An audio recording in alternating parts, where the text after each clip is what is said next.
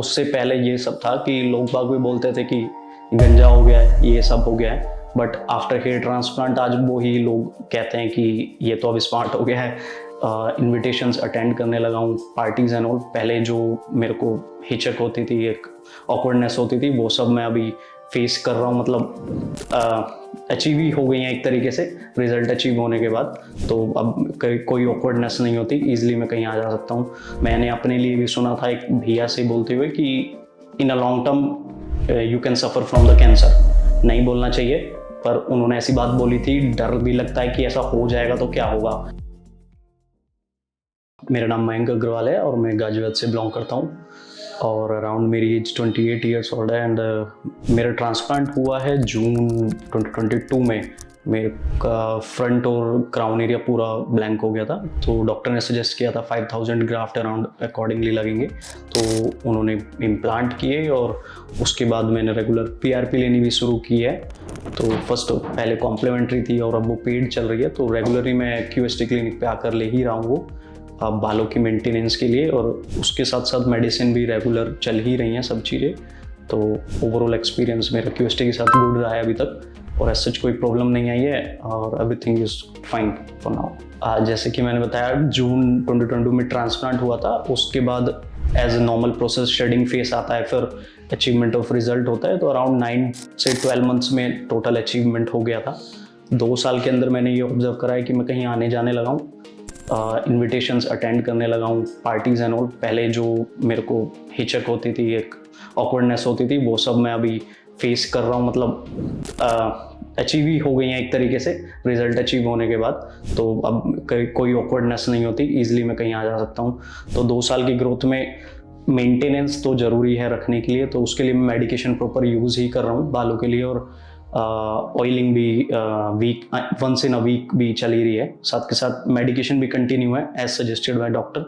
तो जैसे उन्होंने बताया वो सब मैं कंटिन्यू रख ही रहा हूँ। तो जब हेयर ट्रांसप्लांट की जर्नी शुरू हुई थी, उससे पहले ये सब था कि लोग बाग भी बोलते थे कि गंजा हो गया है, ये सब हो गया है। बट आफ्टर हेयर ट्रांसप्लांट आज वो ही लोग कहते हैं कि ये तो अब स्मार्ट हो गया है, बाल आ गए हैं, और ये एकदम ऐसे क्यों हो गया है, कैसे हो गया है। तो लोगों का, मेरा कॉन्फिडेंस जो गिव अप हो गया था, वो धीरे धीरे बढ़ना भी शुरू हो गया है।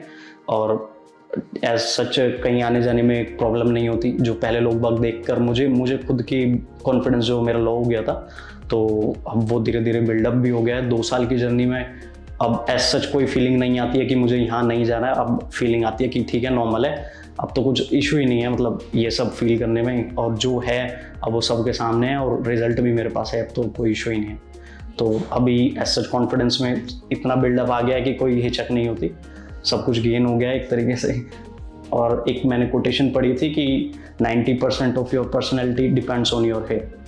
तो आज वो फील होती है कि हाँ, ये कोटेशन भी सच है। जो भी ट्रांसप्लांट कराने के लिए सोचता है, फर्स्ट ऑफ ऑल वो डिपेंड ही उस पर करता है कि मेरे को रिजल्ट कैसा आएगा।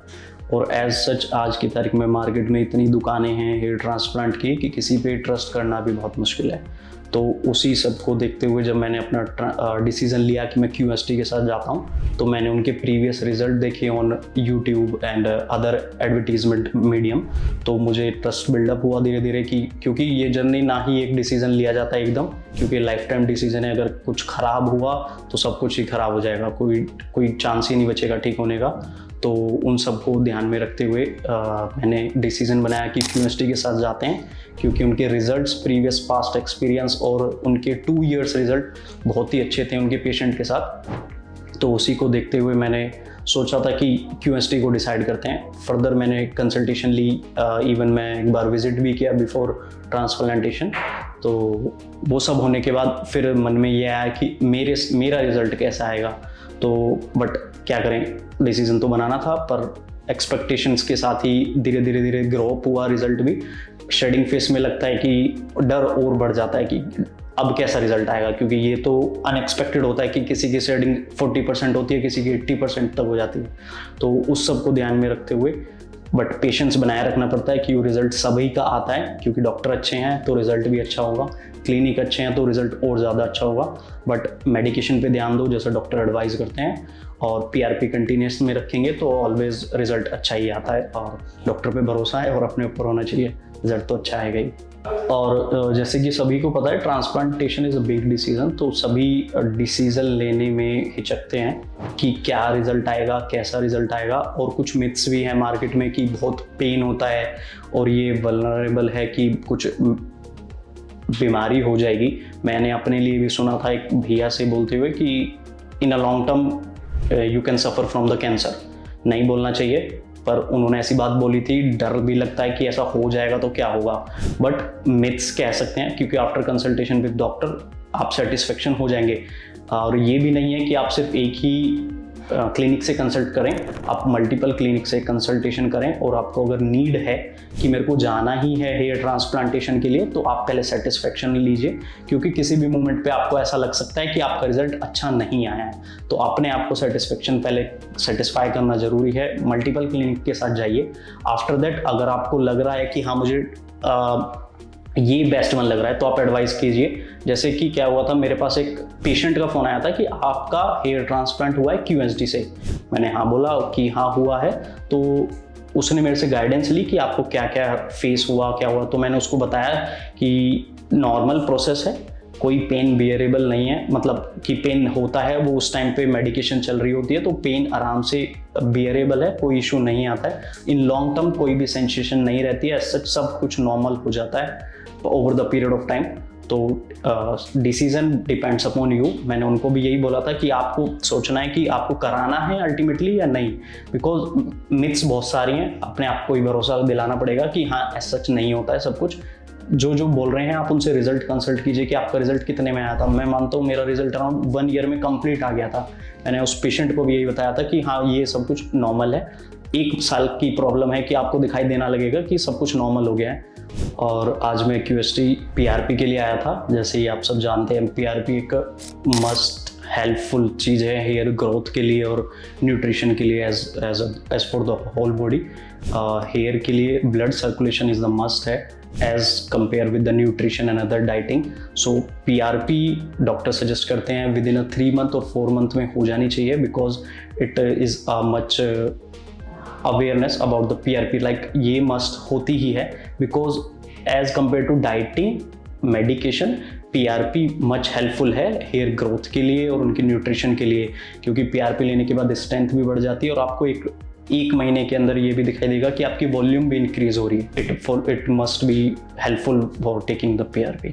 और जैसे कि मैं कंटिन्यूस QST के साथ तो आ ही रहा हूँ विद इन 3 मंथ, 4 मंथ और 6 मंथ। तो अभी ये रिजल्ट आपके सामने ही है, और इन फ्यूचर कुछ बेटर रिजल्ट होगा या कुछ कमी होगी तो मैं आपके साथ फिर से जुड़ूंगा QST के साथ। Thank you.